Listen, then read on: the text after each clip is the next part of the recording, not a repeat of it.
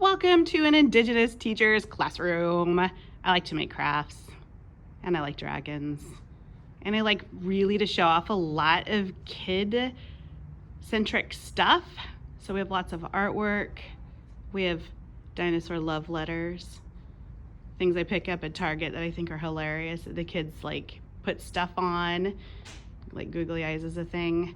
Christmas ornaments on a unicorn. Tons of my books are based on what I call the non-dominant culture. So I try really hard to center voices that are not Western European or of kind of white extraction. So this is like my literature circle choices. Scooping around. Kids like dinosaurs. They can use them for any number of things. They can write stories about them. They can hang out with them at their table if they're having a hard time. Lots more dinosaurs. And then soft fuzzies. If kids need to take naps or whatever, we have blankets and they can use the ugly dolls as pillows.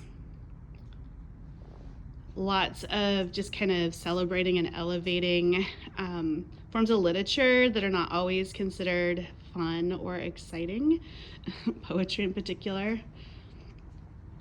I always have the agenda here, and this is my favorite, I'm gonna point it out right here, kids get to choose.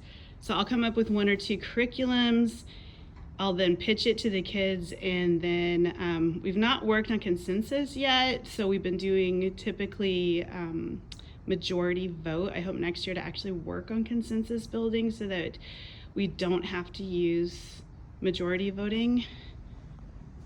Tyrone, kids literally make stuff for Tyrone, she, her pronouns. And then I always have things like what it is I'm reading on the board so kids can see that that's something that I take a lot of pride and pleasure in. And then of course they borrow books from me. I celebrate and elevate comics or graphic novels because I think they're a really pretty incredible form of literature, and reading is reading, whether it's visual literacy or word literacy, and graphics are where they kind of intersect. Lots of poetry, some gaming.